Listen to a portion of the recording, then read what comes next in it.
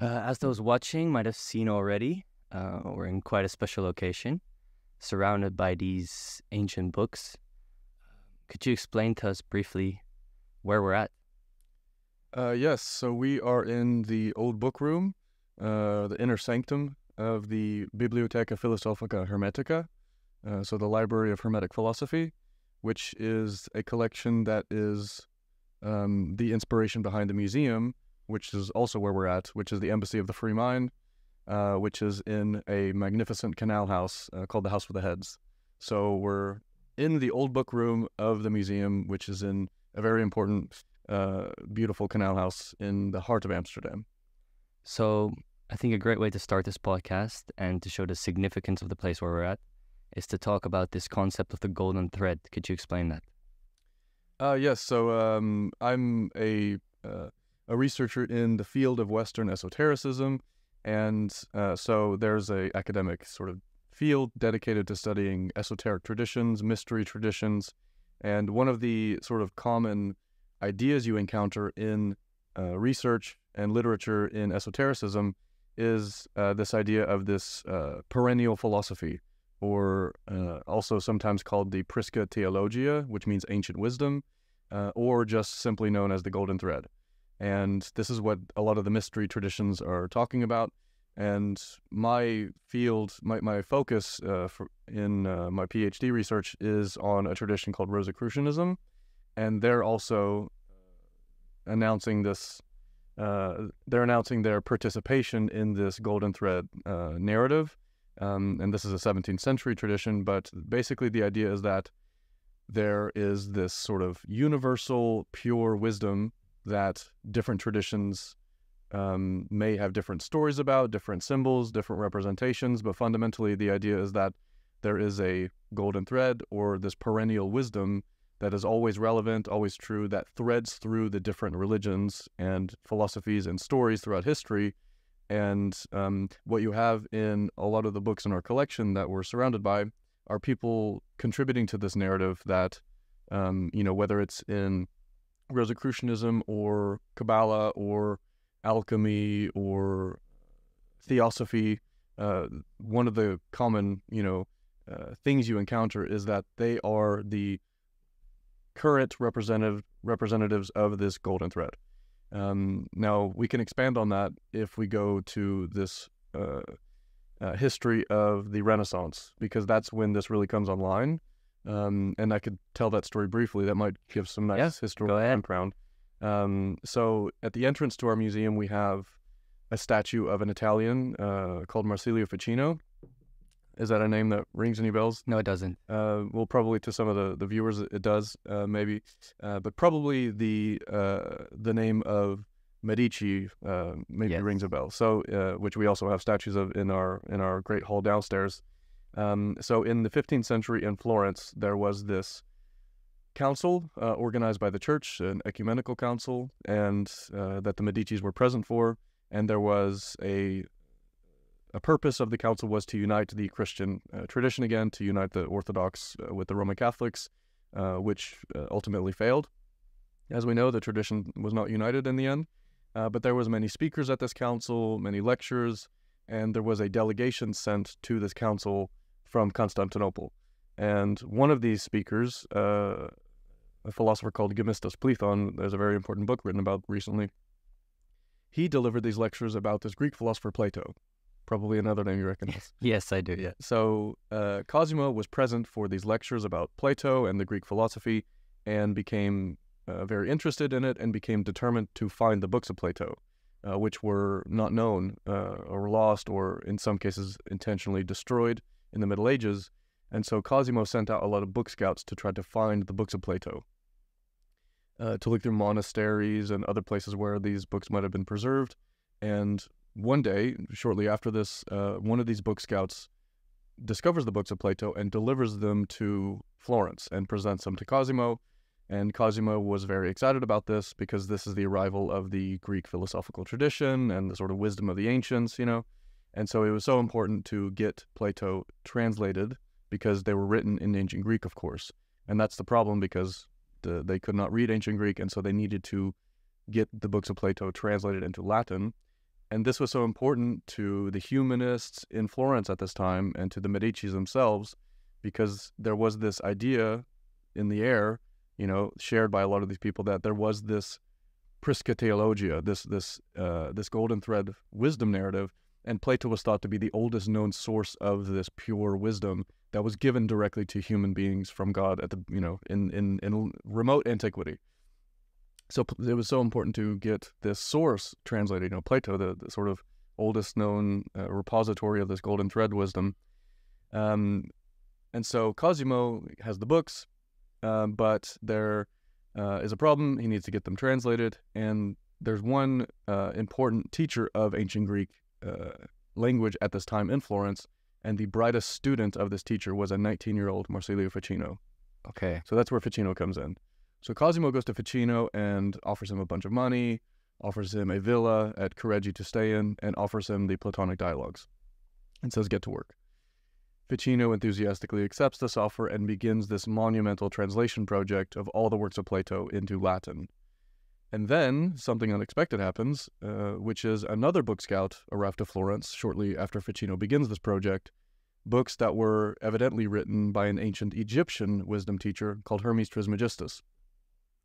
And, in the air, there was this narrative of old is gold, That was the Renaissance idea, everything modern is bad and decadent, and we need to return to these ancient classic sources. So Cosimo, realizing that this Egyptian, narrative, this philosophy came before Greek, the Greek civilization, Cosimo rushes over to Ficino and says, forget about Plato. You can get back to him later. You need to translate these Egyptian wisdom books first. And so Ficino is disrupted and begins to translate the Hermetica, this Corpus Hermeticum, the dialogues of Hermes Trismegistus.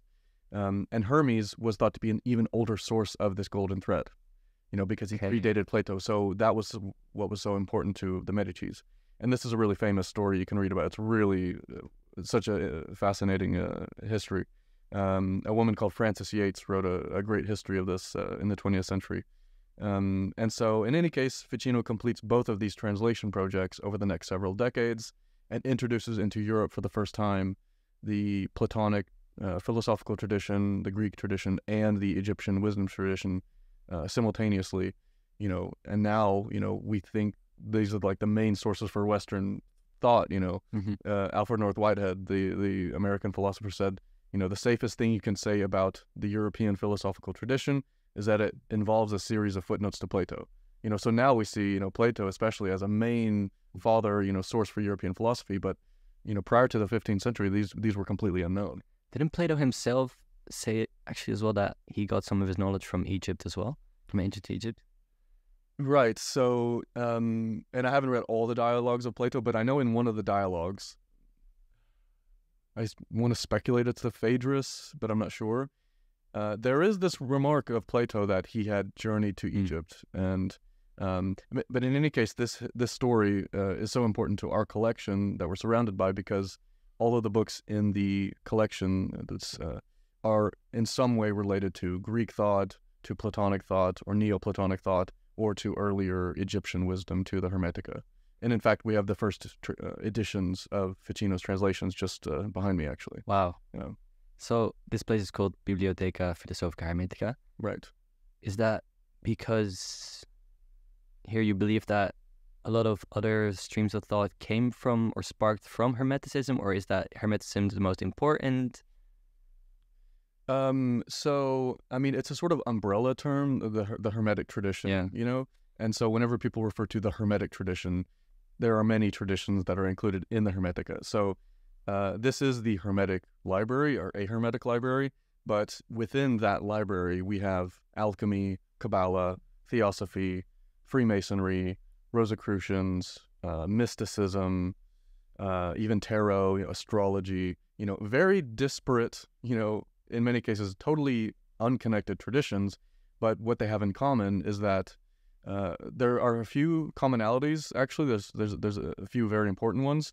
And Antoine Favre, who's a great father for the study of the academic study of esoteric traditions, indicates what these commonalities are. And a few of them, just to give you an idea, are this idea of a chain, this idea of correspondences, that there are different correspondences all throughout creation.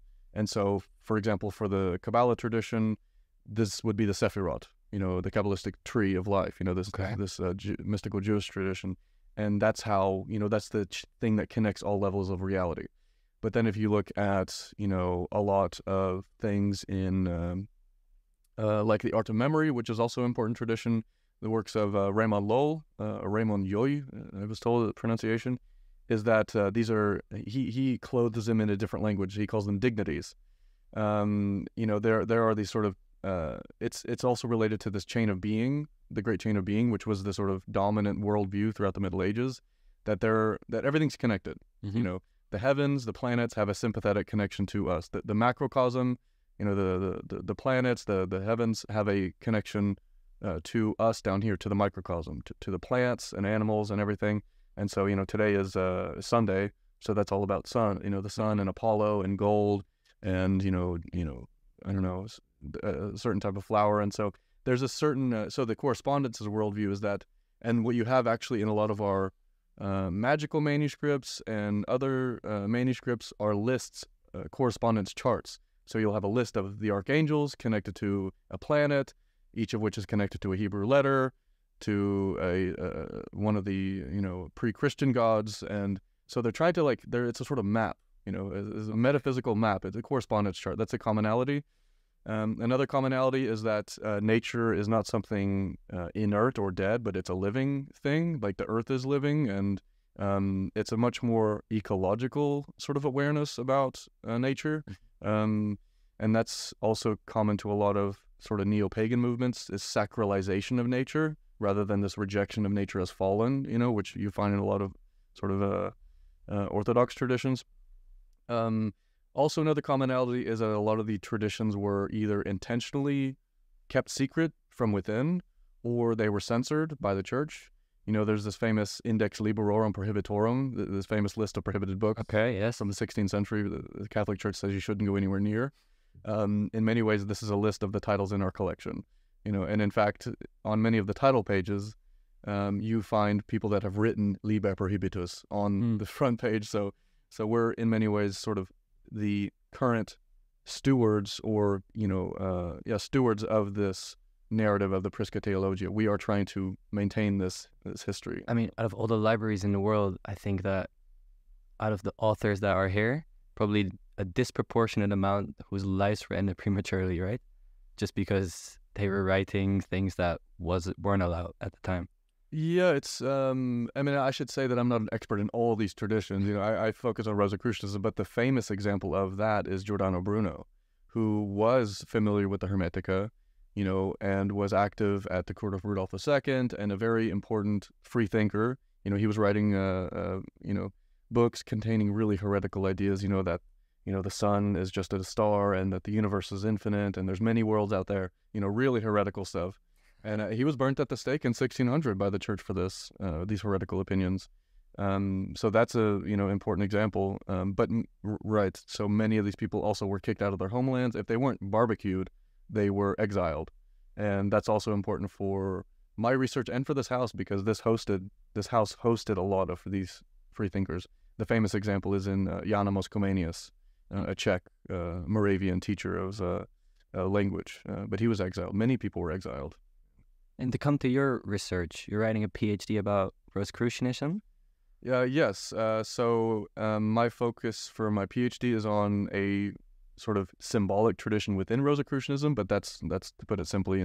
Distilling a PhD hypothesis into a sentence is always impossible. But my and maybe you already mentioned it in the introduction, but there is at the University of Amsterdam the Center for the History of Hermetic Philosophy. So that's where I'm doing the PhD. They also offer master's and bachelor's courses, but my PhD project focuses on a lot of the symbolism and intellectual history of Rosicrucianism. And we can go into Rosicrucianism if you want, but that's a very important tradition for the collection.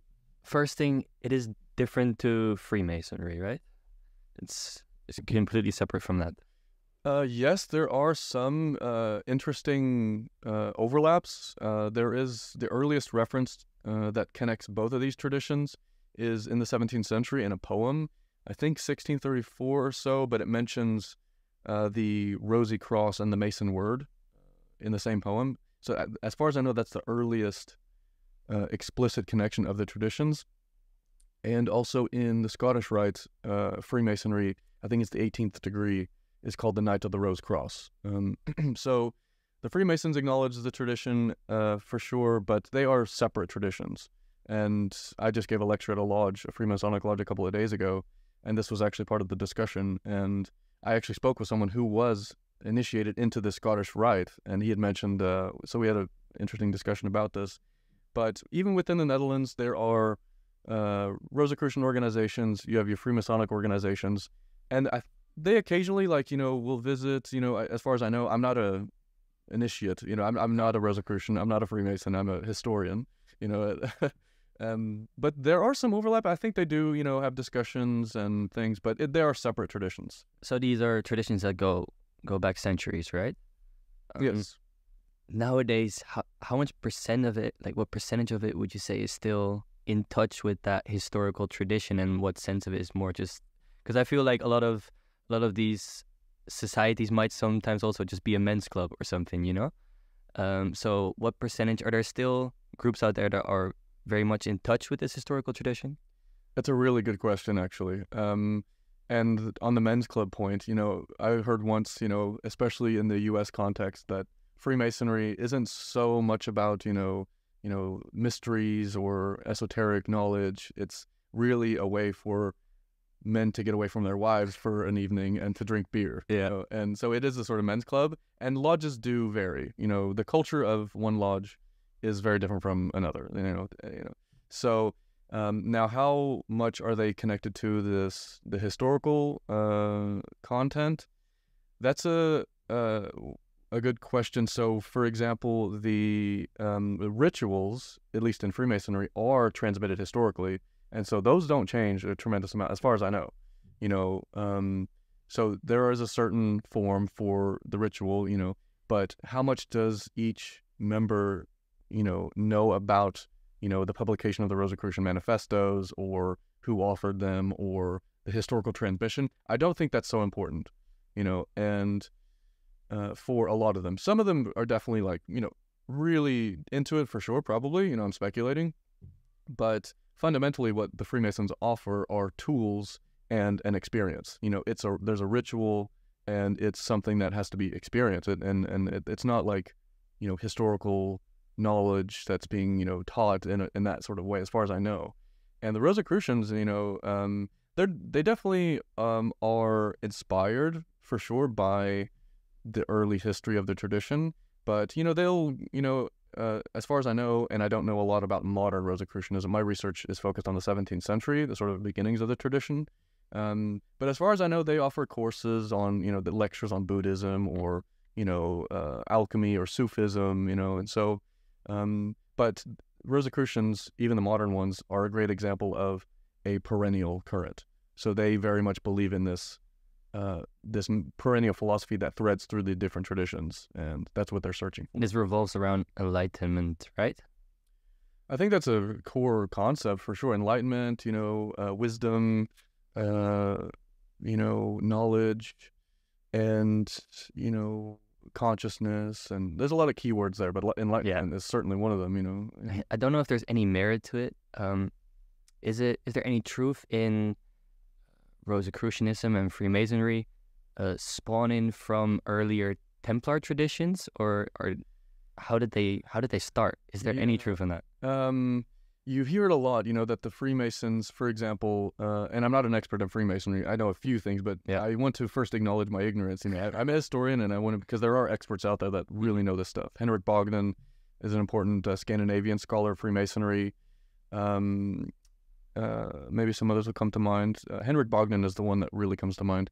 But, so there was this transition between what's called operative masonry, which were the stonemason guilds of the medieval period, and now we call speculative Freemasonry.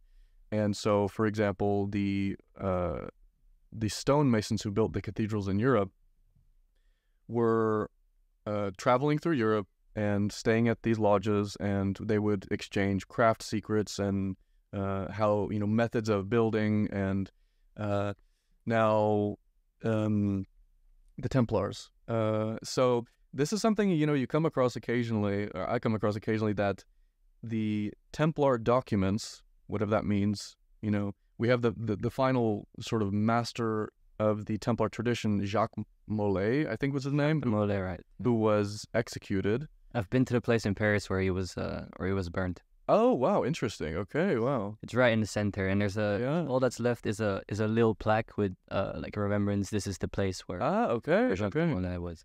And I think that some of the charges were related to like so-called degenerate sex practices, and I think so. Yeah. I don't know a lot about this, but what you hear a lot is that the Templar documents were smuggled into Scotland and then preserved, and that's where you have the birth of Scottish Rite Freemasonry.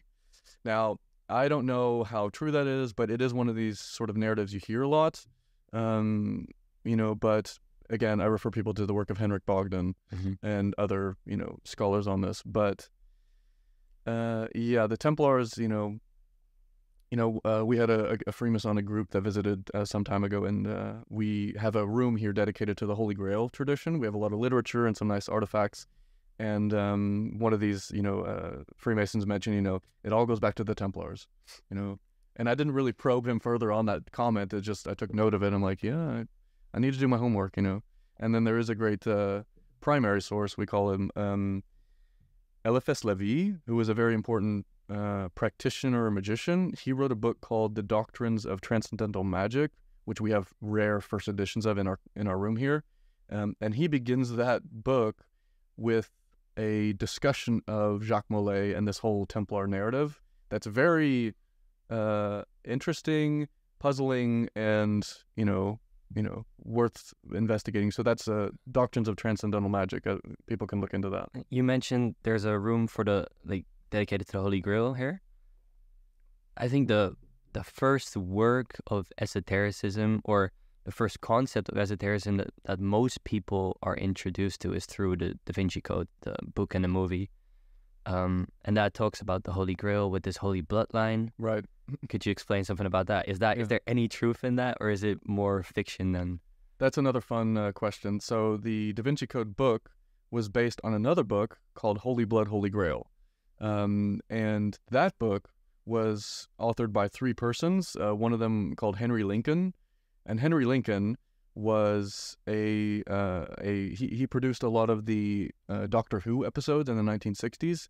But in addition to this career, he had a side, obsession, which was to prove this narrative that let me try to get this right, that the bloodline of Jesus Christ was preserved, and I think it was Mary Magdalene, or I'm not sure the details. They had kids together, according to kids together, and they were smuggled or traveled into southern France. And this Priory of Sion secret group, secret society, was charged with preserving this secret, and then were married into the Merovingian dynasty. Okay, now this we're kings in France, right? Yeah, right. Yeah. And so the Holy Blood, Holy Grail book is a very thick book dedicated to trying to prove this narrative using philology and history and so forth. We have this book, and what we also have is the Henry Lincoln Archive in our basement, which Dan Brown consulted for researching the Da Vinci Code novel. Now that plot I just described was the plot that Dan Brown borrowed for the Da Vinci Code book, and as far as I know, without much attribution to the authors. And actually, people were sort of nudging Henry to basically level a lawsuit at Dan Brown too, because he didn't, give credit for it. And Henry was super laid back about it. He was like, oh, it's out there, he was very relaxed about it. So you just have to look at the sales of the Da Vinci Code to see how intriguing these stories are. Yeah. From an academic perspective, do you sometimes find it difficult to not let yourself get dragged along by these fantastical stories? Well, especially when it comes to like Da Vinci Code or, The Name of the Rose, Umberto Eco, or National Treasure with Nicolas Cage, I love these stories. I'm an easy sell. I'm easy to please. But, as a consequence of, doing the master's program and now doing the PhD and being pretty immersed in this literature, and also, hosting a lot of lectures we have, and I'm constantly surrounded by this sort of, content, it's the opposite is kind of true. I'm very skeptical of a lot of things now that I wasn't, and so it's interesting how that works psychologically, that I have a much more resilient sort of BS detector now, and so I mean, it's like the Holy Blood, Holy Grail book that, when that was offered, because whenever someone comes out with a story like that, scholars are going to rip it apart, and the problem with that book, as far as I know, was that there was so much argumentation and hypothesizing and, leaps of faith that were taken by the authors that scholars didn't even really address it, because to do that, it would just take so much effort and research and things to actually disprove each of the claims. So it's so, but I love, being dragged along by a lot of the content and stuff. But I mean, my job fundamentally is not to, I'm a historian. I'm in my eyes, I'm trying to be a storyteller and to tell, stories. And, but some of the stories, like The Chemical Wedding, which is a great foundational Rosicrucian document, or, Zanoni, which is a great 19th century story, or, Faust, this initiatory literature is just so profound and so interesting. And there is there, there is a lot of interesting stuff you can come across. But I'm pretty sober these days when it comes to a lot of the other stuff. It's like... And how did you get to this subject of research? Because it's called esoteric for a reason. It's quite niche. How did you become interested in this stuff? Yeah, so like you said, the word itself means, only understood by a few, esoteric. And but my sort of personal journey came from during my bachelor's degree. This is like 2018. I was going to University of Massachusetts, Boston, and I studied biological anthropology and religious studies. And the anthropological literature was very interesting because that exposed me to a lot of literature on rites of passage and rituals of initiation, cross-cultural stuff. And we had courses just dedicated to those, and I found that very interesting, looking at, rituals like in sub-Saharan Africa and Central America that involved like extreme amounts of pain and humiliation and all this, and to be, part of the group, Joseph Campbell's work is also very interesting about this, very charismatic speaker. And so I was very interested in the sort of initiation rituals, and then the religious studies literature exposed me to very interesting stuff about the ancient mystery schools and the work of Mircea Eliade, the most important, in my eyes, historian of religions, who wrote a great series of volumes called Patterns in Comparative Religion, and also The Quest and The Forge and the Crucible, which is all about alchemy. And he was a huge influence on me, and also the works of Carl Jung, who is a great, initiate, I would say, into numinous mysteries, and the profundity of his works, surpass a lot of other things. And so and so I also had a sort of simultaneous experience, a personal experience, happening in my dream life at that time, sort of very interesting prophetic dreams I was trying to make sense of, and I found the language of psychoanalysis very helpful for that personally. And so that led me to Jung, and then further deeper into, the mysteries. And then I was like, oh, well, great. Like, is there a sort of graduate level, way to study the mysteries, in a sort of scientific way, in a historical way? So yeah, Amsterdam, it turns out, is the best place to study these traditions at a graduate level, because of this collection, because of the Bibliotheca Philosophica Hermetica collection. And there are a few other places you can study esotericism. For example, I know in Paris, that was actually, I think, the first academic chair dedicated to studying it. Antoine Favre is the father there. And also Stockholm now, you can study it. That center was founded by a previous student of the Amsterdam School. Also, I believe in Copenhagen, there's quite some work happening. And also in South Carolina, there's a new center for the study of occult sciences, and in Texas. Now, those, I think, offer the most sort of dedicated study to these things. Other places you can take maybe minors or a single course or something, but oftentimes those professors and researchers end up inevitably coming to Amsterdam because of this collection.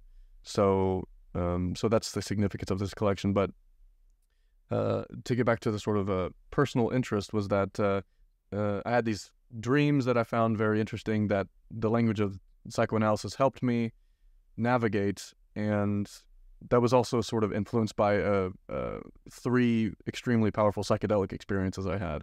And that's another rabbit hole. And for that, I would actually point people to the work of Christian Greer, who's he's like the most important, probably current scholar in the West studying psychedelic movements. And that's another sort of domain in esotericism, very interesting. But yeah, that's sort of what led me here, and did the master's and then started the PhD a couple of years ago, and, got offered a contract by this institution. So now I get to, really live the dream of, get to communicate this information like on podcasts like this, and also research it and have a job, kind of, Amazing.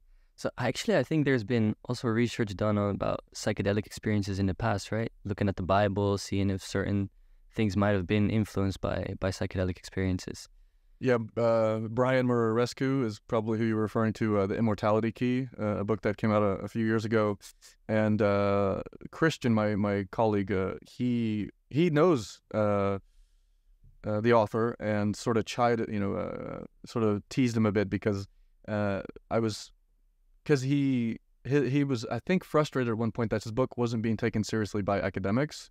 And I think it was the style he used. He sort of wrote it like a mystery novel in a way, and rather than a sort of the academic approach. Now, I haven't read the book, to be frank, but there's also very interesting work.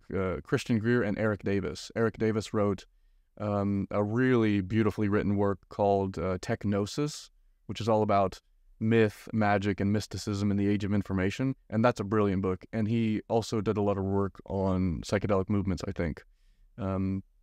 But the question of the use of psychedelic substances in antiquity, that is way out of my expertise, but it's a fun conversation, because, these things didn't appear out of nowhere with Timothy Leary in the 1950s. They may be, responsible for all of our religious traditions for all we know, and there is some interesting discussion in the Soma of the Vedas, which was like one of these potions or something that, may have been some sort of LSD derivative substance, mushroom carvings on, stones all over the world. There's got to be something there. Terence McKenna is a great voice in this area. And so when you're reading the books in this place, there's some amazing knowledge in there. To what extent do you look at it from an academic perspective, in the way of this is just historical fact that we have to look at? And in what sense do you look at it from there's actually some knowledge to be gained here? Yeah, it's interesting because there's also this joke in sort of circles around esoteric, the academic study of esoteric traditions, is that, a lot of these people would wear white lab coats if the university allowed us to, because people are like, oh, I'm so objective, I have no agenda, I'm totally, separate from what I'm studying. And it's like, yeah, maybe. I mean, part of it, it's probably a little, sort of yes and both sort of story. Like a lot of the images that I'll show you after in some of these, precious Rosicrucian manuscripts we have they're clearly about something very, profound and, interesting and so forth. How much, like we have these Rosicrucian manuscripts from the 18th century that are beautifully illustrated and very complex. And there's all, reference to wisdom and alchemical principles and things. And there's definitely a there, but also maybe you need to sort of be steeped in a specific tradition to fully appreciate a lot of the content of that kind of thing. And that's where it sort of lands a bit flat sometimes for me, where I'm not exactly sure how to appreciate this, and it's... I mean, I wanted to ask you something about that, because we're living in a very secular age. And all these books were written, well, in a time where people were way more in touch with spirituality, I would say. And is it therefore, maybe you already answered this a bit, but maybe you could go further into it. If it's difficult to comprehend these texts sometimes when you're living in an age where we have kind of lost our spirituality in that sense. Yes, absolutely. You know, especially researching early modern material, 17th century, it's like it's so distant. You know, how much can I really relate to this author? But you know, the further you read, you know, into history, you get a bigger picture and appreciation for how things developed. You know, the scientific revolution, you know, did a tremendous work on our appreciation for a lot of these ideas. You know, whenever, you know, you cleave the subject from the object so strongly, like the scientific revolution did, and, you know, the whole Cartesian, you know, worldview, this mechanistic worldview, you know, it resulted in a great loss of, you know, an artistic worldview. I mean, maybe that's not the best way to put it, but, you know, in the past, everything was connected. Everything had its association, you know, and so whenever also globalization, that is a big consequence too. It's like, you know, you start to introduce a animal or a food into a context that has no associational knowledge with that thing. That is a sort of explosion of sorts to how people relate to things. And you can only get glimpses of it. You know, there's some really good work about this. William Ashworth wrote a great article called The Emblematic Worldview.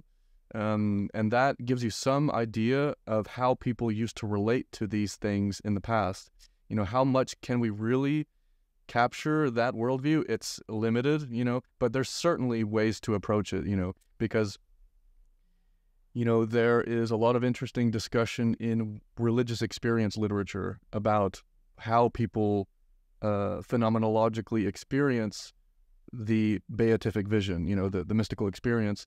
And that is a great insight into, I think, into how people related to all reality in the past. So if you look at the work of William James, who wrote in, I think, 1907, The Varieties of Religious Experience, and the work of Sally B. King and others, it's not that complicated. It's like the universal thing people report when they go through mystical experience is the inability to distinguish between subject and object.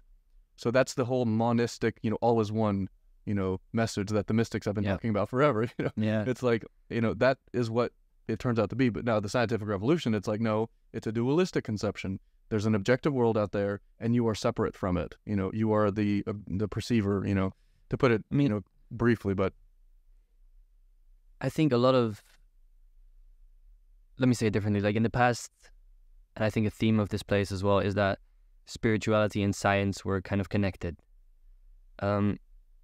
Was that because of a lack of knowledge that we have now, or is it just because of a whole different worldview?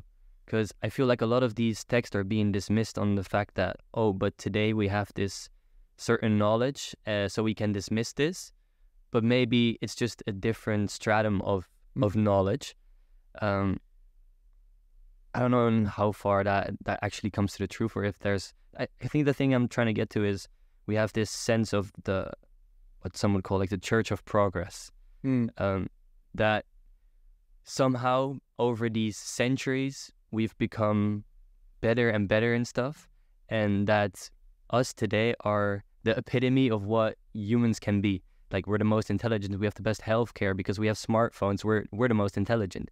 And we kind of look down on people in the past, and I think therefore it's easier to dismiss those writings. And I don't know, do you look at it like that as well, or do you actually see there's some other knowledge in there that we can't grasp? You know, there's the student of Antoine Favre, who's the sort of father of the study of esotericism. The student of his is a man called Wouter Hanegraaff, who founded the chair in Amsterdam dedicated to studying these traditions.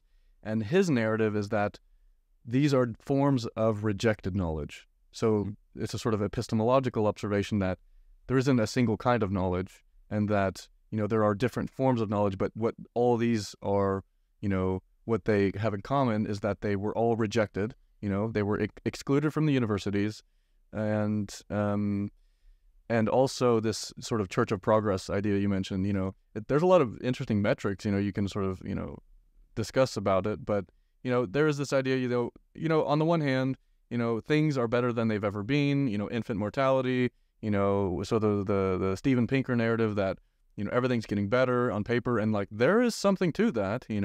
But there's also this sort of Kali Yuga narrative, to use the Hindu metaphor, that we're in this sort of age of decadence and consumerism and materialism, and there's like depressing metrics about people have a loss of meaning. They don't have these grand narratives that they relate to anymore, and that's related to in some people's view, this postmodern wave that is made us skeptical of grand narratives. And Nietzsche pointed this out, yes, quite a long time ago, that the collapse of the metaphysical structure will result in nihilism, and that's going to result in the deaths of millions of people. And in fact, do you think there's some sort of solace to be found in the texts that are here about spirituality and a connectedness of everything? I think what I get from a lot of these texts, and what keeps me coming back, is a sense of wonder, not a sense of certainty or gratification that I've acquired, or possessed something I didn't have before. And that's really something beautiful about Rosicrucian literature, is that something that's interesting and frustrating and intoxicating about a lot of initiatory literature, and I've found it mostly in Rosicrucianism. So, for example, The Chemical Wedding, which is one of these foundational manifestos published by the Rosicrucians, it ends abruptly, right in the height of mystery. And similarly, you go to a poem, I think written by Goethe, where he discusses the Rosy Cross, and that also ends abruptly just before something is revealed. And then in Zanoni, a book by Edward Bulwer-Lytton, which is a great work of Rosicrucian fiction, 19th century, there's this great scene where Mejnour, who is a sort of master to Zanoni's apprentice, and Mejnour is in this scene where he leads the reader to this edge of their knowledge and is about to reveal this profound, transformative secret, and then at the last moment cuts off abruptly, leaving you, wanting the completion of the previous sentence, And this was only discussed, as far as I know, by a single person, the work of Carlos Gili, who's the major, god of Rosicrucian scholarship, in an article he wrote called The Emergence of the Geheime Figuren, the emergence of the secret symbols, these Rosicrucian manuscripts. There is an author from the 18th century called Georg von Welling that Gili writes about, and Welling discusses this device that's used in this literature that, just before this, the gateway of secrets is opened and, everything is satisfied on behalf of the reader, the author cuts off abruptly, leaving the reader in deep musings, and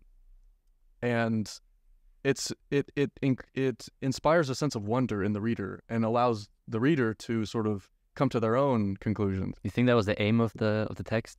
I don't know. I can only speculate, but I find it interesting and frustrating, but also it befuddles and confuses you and leads you in deeper into the the whole mystery rabbit hole, And for me, it's a sense of wonder, that I appreciate, and I think the images that come out of these traditions are very beautiful. I mean, talking about those images, I would love to talk to you about the one you have here, The Head, I think it's called, maybe by Robert Flood. Robert Flood, that one. Yep. I would love to hear you explain that one, because to the people listening, they might not know what it looked like. So if you could explain that and your view on it. So, yes, so this is a famous image. It's a beautiful image. It's from early 17th century by an English philosopher, Hermetic philosopher, and polymath called Robert Flood. And Flood is mostly remembered for his extremely voluminous works here. These are the entire collected works of Flood. Okay. Extremely prolific author, and also a nemesis of Kepler, the astronomer. And Flood has chapters in his volumes dedicated to a lot of different topics. One's about, geomancy, about mechanics, about music, about alchemy, many, many topics. And this image you refer to is from a chapter dedicated to the esoteric doctrine, many would call a pseudoscience now, of physiognomy. And physiognomy, does that ring any bells for you? No, it doesn't. So physiognomy was the, practice of reading people's faces. The idea that the lineaments and proportions of the face and the expression of certain emotions develop certain muscles and indicates and results in the idea that your face reveals your personality, your character, your spiritual situation. The idea is really that the face and the body is a reflection of the soul. And this face, Jocelyn Godwin writes about this, that it represents a sort of eugenic ideal, of a perfect, most enlightened, face. What the most enlightened face might look like if it was absolutely perfect. It's got really full lips and it's got like all these, perfectly proportioned, features according to Flood. I don't know if we would find this an attractive face, now it's, but beauty standards change. Yeah. And also the image shows how the brain acquires knowledge. And so first there is the mundus sensibilis, I believe. So the sensible world. And then the mundus imaginabilis. That's the one. The imaginable. That's it. So this idea that the world that can be imagined, that's also important for him. And then Flood also has the mundus intellectualis, so the intellectual world, which evidently was the most important for him. That's where he puts God, the Father, and the Son. So it's a sort of it's a Trinitarian idea he uses, these different worlds that the mind interacts with, the sensible world, the imaginal world, and the intellectual world. And it's also, indicates, where the memory is stored and these kind of things. And it's, of course, an antiquated, inaccurate, cognitive scientists would probably have a field day with this piece, but it's an attempt, to try to explain things in a certain age. And but Flood is a monumental figure. He was incredibly frustrated with the emergence of what was called the new science, which we call science now. Empiricism, which was natural philosophy. And Flood thought that the scientific worldview was totally destroying this prior worldview that was much more inclusive of the idea that everything is connected. And Flood is a great example of that. So that's a great image. Are you ever because for me personally, that happens all the time when I look around here at the images and stuff. Are you sometimes just in awe of what people hundreds of years ago were able to think of and able to create? Absolutely. I am an intellectual historian, what's called, and so I study the ideas, and it's just absolutely, mind blowing. And it really, provides you with a sense of wonder about, people put a tremendous amount of care and effort into trying to figure things out, and, Flood's a great example of that. He was, he's been described as the last man who knew everything, in an age where you probably could know everything, or, at least make a stalwart attempt at it. But the images which I focus on for my research, that's really what drew me in, these captivating images. Like, what are these about? What are they communicating? They're portals into another dimension, basically. Yeah. Really into another time, into another, view of the world. And so that's what history is so important for, because history it's such a boring, the majority of, history, of historians' approach to telling history is just, history is a horror show. History is full of blood and death and tragedy, and so, the pretty images we have here is a much, more maybe approachable way to studying a period that was very dynamic and very interesting, and all kinds of ideas were coming up and new words and new things. And so this collection is quite unique for that, You just mentioned something that I find interesting is that, I'm paraphrasing here, but that basically these people spend a lot of time trying to figure out the world. They spend a lot of time researching. And just because of that, I already think it's worth diving into these amazing texts, just because a lot of people nowadays might dismiss it from a standpoint of it doesn't fit with modern science, but the fact that these people spent such an incredible amount of time making these incredible illustrations, writing books before printing presses were invented, just in a search for meaning, what it meant to them. Already because of that, it's so worth to just come visit the museum for sure, and just have a look at all these writings. Yeah, I mean, it's not, because Wouter Hanegraaff has an article about how, esotericism, the practitioners of these traditions, have been derided as the losers of history, but I mean, I couldn't withstand the onslaught of the Apology by Plato, which is a very short text. If you can survive that text and emerge a total secular atheist rational, good luck, because some of these texts are absolutely transformative. Can you explain the text that you just mentioned? The Apology by Plato, that is the recounting of the trial that Socrates went through. So Socrates, who was Plato's teacher, who never wrote anything down, and now it's so monumental is this figure that everything before Socrates is referred to as pre-Socratic philosophy. So something really changed with Socrates. But the Apology is the trial that Socrates went through, which he was eventually convicted because Socrates was charged with corrupting the youth of Athens and for believing in gods other than the state. And that trial really communicates the depth and how profound language can be.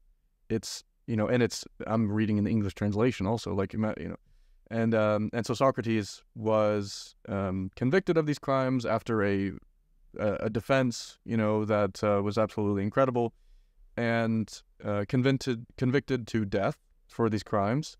And Socrates was always going to the marketplace, asking the soldiers if they were really virtuous and asking prodding, annoying questions to people.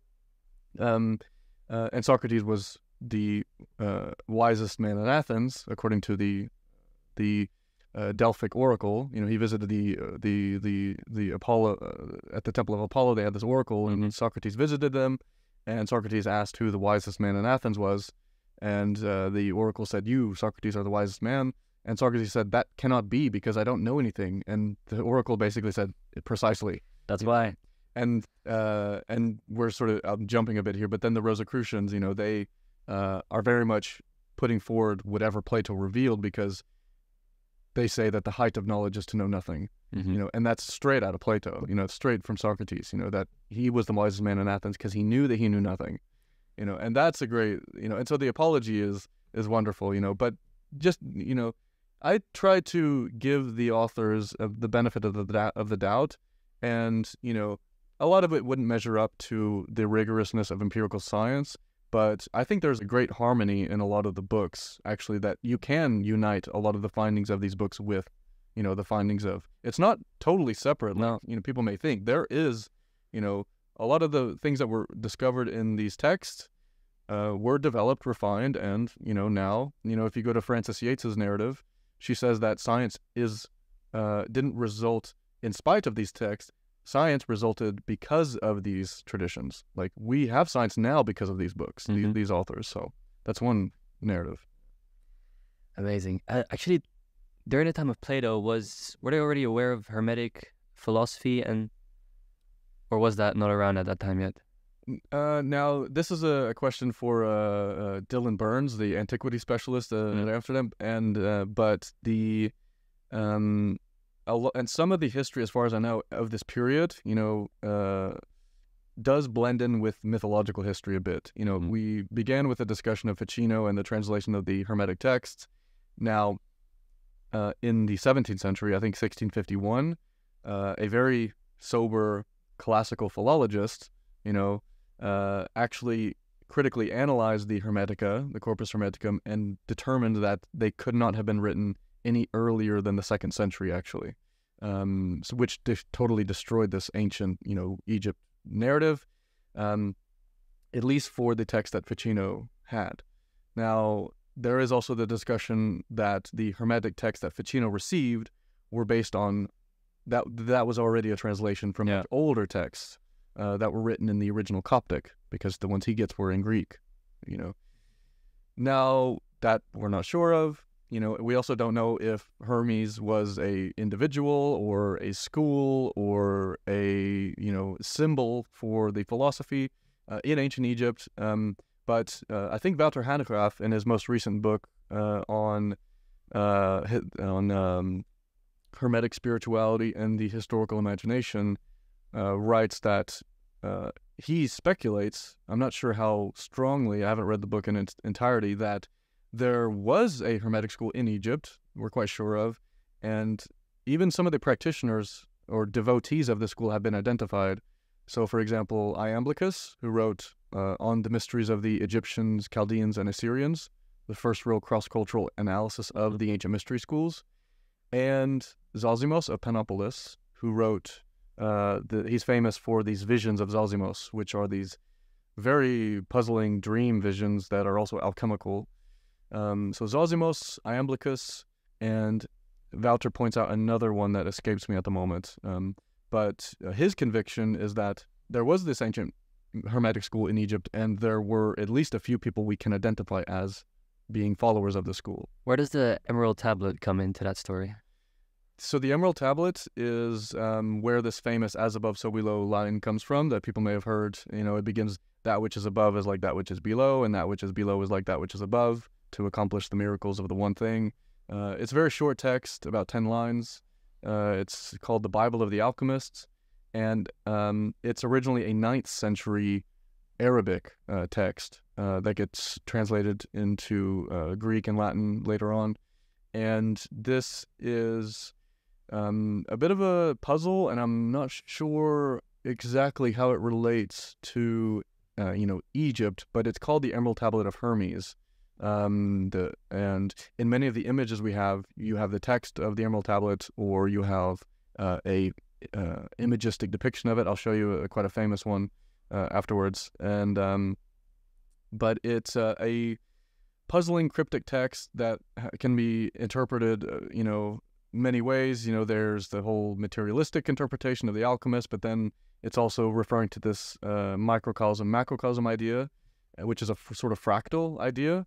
And there is some interesting discussion about how, perennial that idea is. If everything is fundamentally a fractal, there's a lot of things we discovered thousands and thousands of years ago that are still as true now as they were then. And I think many people would say the Emerald Tablet text is one of these perennial truths that it reveals. You mentioned the alchemy part. That was a part of Hermeticism is alchemy, right? Yes, so Hermes is called the sort of the father of alchemy, and the father of the philosophers, and this is related to the visions of Zalzimos, actually, because Zalzimos, as far as we know, at least one of the earliest known alchemists we are quite sure about, he writes these visions where he also depicts alchemical equipment that were being used at that time in Egypt. And so Hermes, the Hermetic science is alchemy. Now, yeah. The most famous part of alchemy is, of course, like turning base metals into gold, I think it is, right? This is one of the ambitions. There's more to alchemy than just that, right? So yeah, the alchemists were, on the one hand, the founders of chemistry. They were doing dangerous experimentation, and I would point people to the work of Lawrence Principe and Bill Newman, who wrote many, many important histories of the emergence of chemistry from alchemy, and they take a very strict historical analysis of this. They're chemists and historians, these guys. They're really at Johns Hopkins University. Now, there's been a sort of counter narrative saying, okay, they emphasize the materialistic approach to alchemy a bit too much, because they say, the vast majority of alchemical, pursuit was about the transformation of matter. It was about material pursuits, which they were responding to the Jungian interpretation that says, alchemy was fundamentally about the transformation of the alchemist. That's what I always thought. I thought with alchemy, I always thought it was more of a metaphor of turning maybe your soul into spiritual gold or something. Right. And there's a recent book by Mike Zuber called Spiritual Alchemy, From Jacob Boehme to Marianne Atwood, which details the spiritual alchemical tradition from the 16th century, actually in the works of Jacob Boehme. But he actually traces it earlier than that to what's called the pseudo-Weigelian corpus. And so this is referring to Valentin Weigel, who was a German mystic. And when historians say pseudo-Weigel or pseudo-Plato or pseudo-Hermes, it's someone that's reading the authentic, Plato or Weigel, and then writing their own works and signing it with the original author's name. So this is referred to as the pseudo-Weigel alchemical corpus.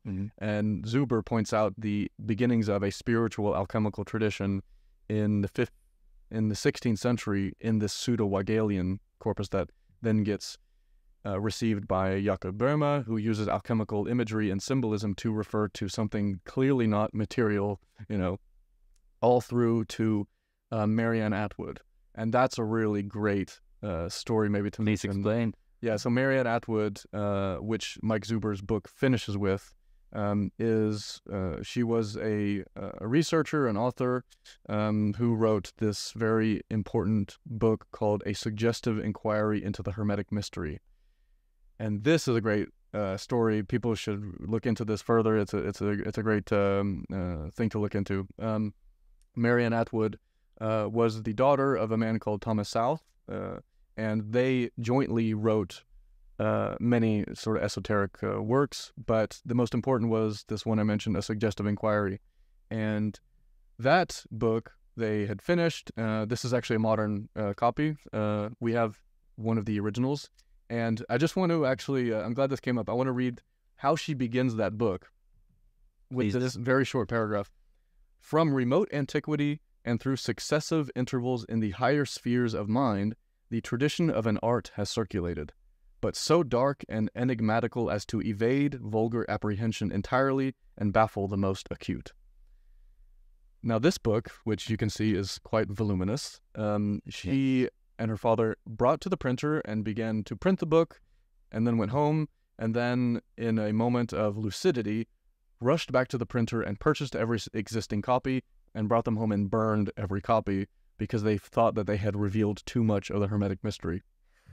Now, 2 of these copies had survived. One was in the possession of one of her friends she loaned it to, and the other one I think she kept, I'm not sure, but one of the surviving copies we have just up there. Wait, so it's the surviving copy from the batch that they bought and tried to destroy, pretty much? Right, yes.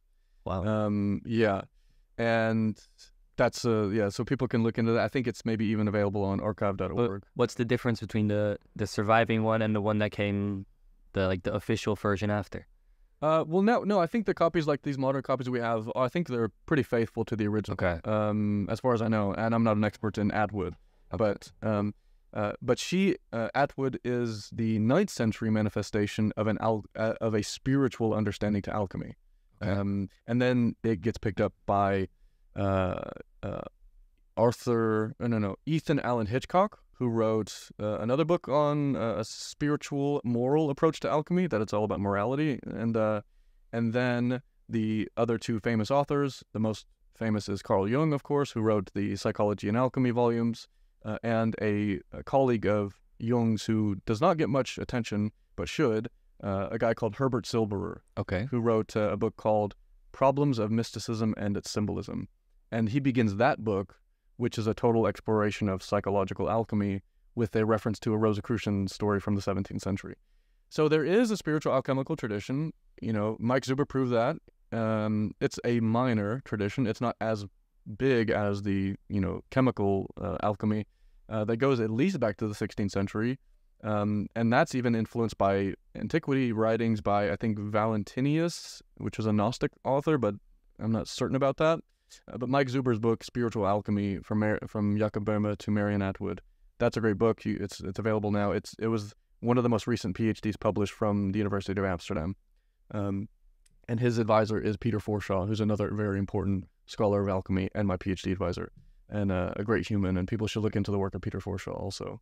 We've discussed so many topics now, and they're all kind of connected in some sort of way, which you beautifully describe. But I can imagine that the people listening might be getting a bit dizzy by all the subjects that we're covering. So let's say all the knowledge about esotericism is wiped from your brain and you have to start over. What pathway would you suggest for people, and for yourself then, in that situation, to get into this esoteric tradition? A really good question. Where to begin? There's a few great, introductions. Jocelyn Godwin wrote a very approachable book called The Golden Thread, which I think the subtitle is like The Timeless Wisdom of Antiquity. And that's a short book, and there's chapters dedicated to all these, Prisca Theologia traditions. And that's a popular one. That's a great one.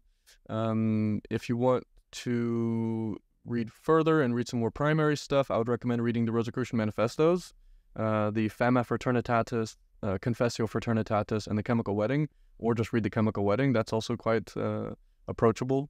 Other introductory material. There's a ton of free content on YouTube. I mean, geez, you can listen to so much good stuff. Robert Gilbert is a very important recent popularizer of Rosicrucianism. From a more sort of, he's quite a rigorous historian, but also appreciates a lot of the things, in his own way. There's lectures that we offer here at the Embassy of the Free Mind that people can watch online from home, and those are often quite introductory level and historical. We're not trying to convert you to any particular movement. No. We're just, trying to be a platform for ideas. There's so much, and yeah, without, coming off as too biased, I would say, yeah, the Jocelyn Godwin book is a good introductory one. If people are more interested into modern movements, Henrik Bogdan wrote a book called Rituals of Initiation and Western Esotericism. Antoine Favre, actually, that's another good one that we have here. This is Access to Western Esotericism, which is another, sounds like a good start volume, and it goes over the commonalities shared by all the traditions, like living nature and correspondence. That's actually something I wanted to ask you about. Is there any, in all the research that you've done, is there any threads you can see throughout traditions, religions, that comes back a lot? Definitely. Now, as a historian, it's all sort of, you have to be careful because, just because, for example, I'm not saying this is what they said, but if Plato says the same thing as, Alfred North Whitehead, or, this may be not a good example, but if Plato said the same thing as, like, Confucius, that doesn't mean one was a student of the other.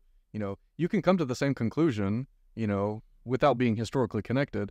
And some would say that's the perennial philosophy shining through, coming to the same conclusion. And so, for example, this golden rule idea, treat others as you would like to be treated, that was also saying it Confucius, it was not just unique to the Western canon, and so there are certain things that do recur.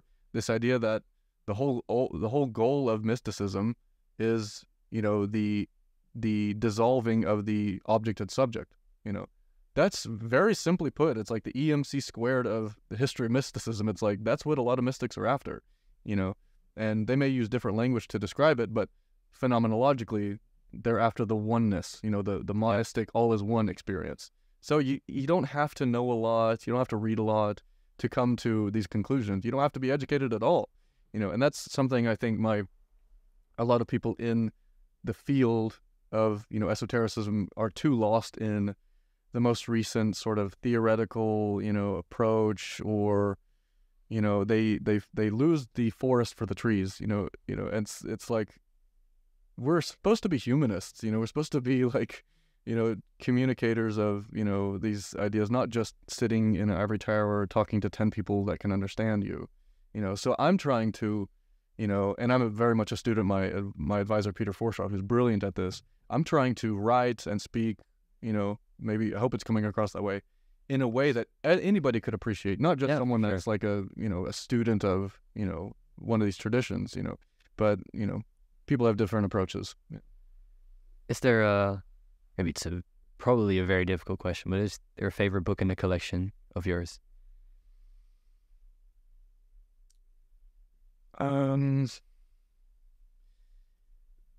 Zanoni is great. Zanoni is underappreciated. Edward Bulwer-Lytton's masterpiece, I would say, 19th century. This is on archive.org. You can access it online. It's a narrative, fiction narrative. It's a novel, and really deep insights. Zanoni's great. That's pretty long. If you want just a sort of a short, confusing entrance, a proper initiation, baptism by fire style, read The Chemical Wedding of Christian Rosenkreuz. Mm-hmm. That's a puzzling document. 17th century, it's like 1610 or so, it was composed. And strangely enough, Carl Jung begins his final Mysterium Conjunctionis, which is all about alchemy and psychology. He begins that book with a discussion of The Chemical Wedding. Okay. And that, I was like, how does this influence the history of psychoanalysis? Everything's connected. So yeah, exactly. So The Chemical Wedding, that's another fun thing that and it's another book I really love, influenced me a lot. And then actually this book Herbert Silber wrote called Problems of Mysticism and its Symbolism. That's another great one. So there's so much. You're actually quite knowledgeable about Carl Jung. Quite knowledgeable. He was a big influence on me, Carl Jung. Amazing. I saw that you have his Red Book here as well. Of course. Yes. Did you ever go through that? Did you? I'm saving the Red Book for when I'm in my 70s, I think. I would just like, Carl Jung is one of these characters, I mean, his academic stuff, like Man and His Symbols, or Psychology and Alchemy, or The Undiscovered Self, his those are quite approachable, if you have some familiarity with the language of psychoanalysis. He does his homework. He knew a lot of languages. He was a deeply learned person. Now the Red Book, we would call a primary source. The books I just referred to are secondary sources. They are more academic, they're more historical, more rational. The Red Book is his revelation. It's a prophetic work. It's his encounter with his unconscious and the beings he encountered in his unconscious over decades. I think it was recorded, these encounters. And the Red Book we have is a great copy because it has the scholarly introduction and translation work by Sonu Shamdasani, the foremost historian of Jung now, who was able to befriend and gain the trust of the Jung family, which allowed the publication of the Red Book, because it wasn't actually ever published in his life. How recently was it published? 2009. 2009. Yeah, and then the Red Book is a distillation of the Black Books, and the Black Books are where Jung recorded his encounters with these archetypes of his unconscious. And the Black Books were published like 2 years ago, so even most recently. And those are all it has facsimile, so you can see his handwriting and his doodles. And the Red Book will be written about, and PhDs will be done about the Red Book for perhaps the next 200 years. My advisor is supervising a PhD at the moment about the Red Book and Dante, and this sort of parallel investigation into the depths, that Dante uses a similar metaphor. And people like Jordan Peterson have acknowledged what Jung did with the Red Book as the most important conceptual happening in the 20th century, because what Jung did, according to this, was that he brought the conceptual domain and the mythological domain together for the first time. So it's hard to communicate what exactly he meant by that, but I guess I think I'll leave it there. I mean, a thread through a lot of work that's here, I think, is that what I have with Jung is that I don't fully grasp it, don't fully understand it, but somehow it kind of internally makes sense.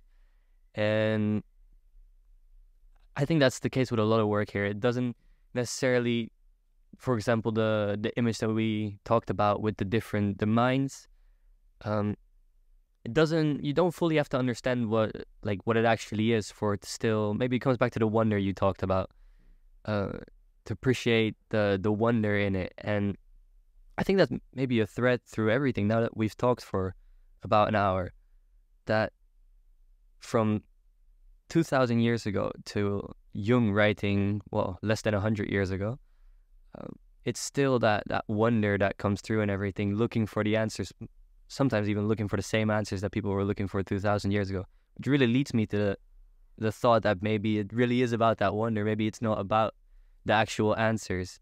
And I don't know how you feel about that. Maybe because to me it really relates to maybe even existentialism in a certain way. Definitely. That it's not the fact that the answers that we're looking for that are gonna fulfill us. It's more the fact that you're looking for them, And I think that's what a lot of writers were doing here. That Absolutely. And, I think what what a lot of the authors inspire me in me, and what the images do and what the visitors do, it's a sense of wonder. It's not a sense of certainty and, being sure. It's really about this openness to ideas and perspectives and things that is a very healthy thing that people tend to lose, the sense of awe, that, you know, people still get it, going into a mosque or going into a cathedral, this like overwhelming sense of beauty and wonder, and you get that in other ways, sport and dance and,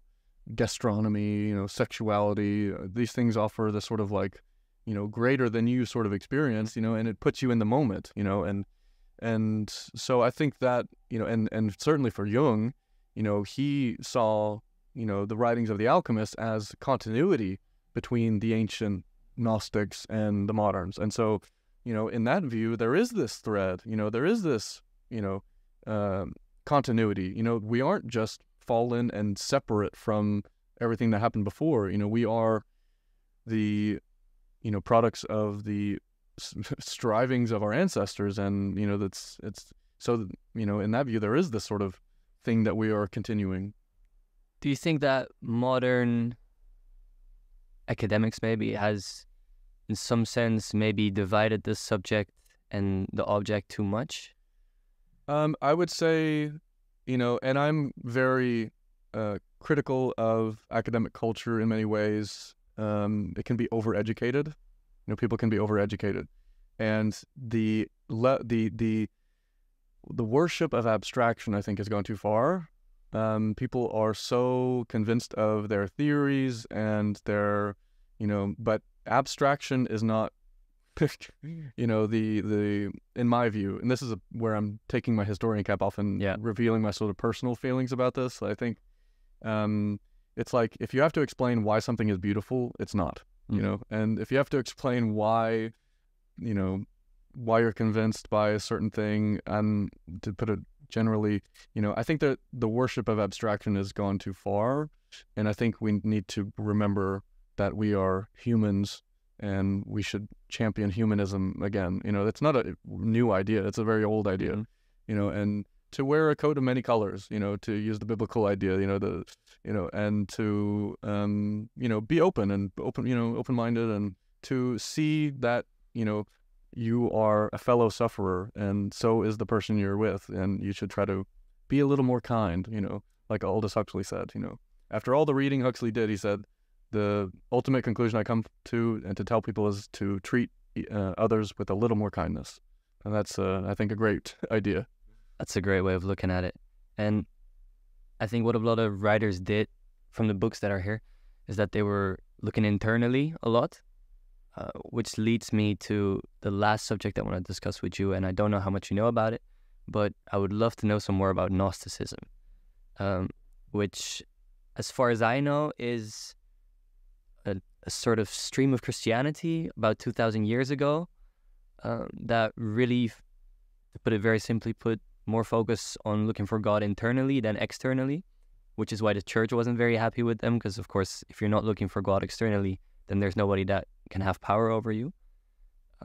Is that even correct, what I'm saying, or? No, I think that's pretty accurate, actually. You've done your homework. And it's another area that I have to admit my ignorance. Dylan Burns at the University of Amsterdam is a great scholar of Gnosticism. He can read the text, for one thing. And right, so they were the first sort of branch of Christianity that broke from the main tradition. And it's also an interesting story because in, I believe, 1945, there was this discovery made of the Nag Hammadi Gnostic scriptures in Egypt. It's another nice story because what was discovered there, I think it was a boy playing in the sand, and discovered these vases filled with thousands of papyrus scrolls. And I want to say, and the details aren't right, but this is the gist, is that the boy's father, not knowing what was discovered, these were writings dealing with a different situation, of a different idea of what occurred in the Garden of Eden, agreeing on the main sort of, motifs that there was this garden, Adam and Eve were there was the serpent, But in that narrative, the Gnostic narrative of Genesis, is that the serpent was a positive figure giving knowledge. And now these were composed in the first centuries of the Common Era, in the same period when many of the Gospels were being, compiled. And the father of this boy, as far as I understand it, not knowing what was discovered, what was the content of these precious manuscripts, burned several of these documents to stay warm overnight, resulting in the loss of, we'll never know. Oh, no. Many of these were preserved, the bulk of them. And also an important difference from the main Christian tradition, as far as I know, is the veneration of the feminine. They worship Sophia, whereas, main Christian, it's all about the Father and the Son, and the Gnostics, so the serpent is a positive figure. They worship Sophia. And as you say, it was a more internal church, and that's another commonality in a lot of our books. They are inner traditions. Mm-hmm. That's another great way to put it. I mean, there are, rituals and some of the, traditions that the books represent. There are these outer manifestations, but it's a much more individual approach. The answers are within you kind of idea. And I'm pretty sure that's one of the main teachings of the Gnostics. But again, do your research. I'm not an expert on this stuff. No. Okay. There's another thing I would like to discuss, but it escapes me right now. I did want to come back to the Nag Hammadi library that you mentioned. What I found so fascinating about that is that, and I have to look at my notes here, is that they found a jar, right, with all these sealed scrolls. Okay, yeah. And they contained Gnostic treatises and works relating to the Corpus Hermeticum, but also part of Plato's Republic. And to me, that's so fascinating that nowadays we were probably, out of those three, we would take Plato's Republic and say, oh, that's the most important thing. But whoever it was that buried this, put the same value on Plato's Republic, the Corpus Hermeticum, and these Gnostic texts. That to me is just something that underlines the importance of these texts, People knew something about the importance of these, that they put them on the same level with Plato. That's amazing. Thanks for saying that. I actually don't think I'd ever heard that before, that they were compiled with Plato and the Corpus Hermeticum. Maybe I heard that some of the Corpus Hermeticum fragments were in there. Yeah. But as you say, to equivalent, to put an equivalency between these things, that they were the authorities, according to, this tradition. And so that discovery, the Nag Hammadi scriptures, is another one of these extremely recent, yesterday sort of discoveries that will be, we're still learning about the early Christian situation because of these writings, and will be for the next however many hundreds of years, before we get the full picture, or if we ever do. But it's like the Dead Sea Scrolls, there are things waiting out there, in the sands, who knows what else is buried under the sands, All right. To finish up, because we're running out of time here, when people come to this museum, what can they expect besides seeing these beautiful ancient books? What else can they expect when they come here?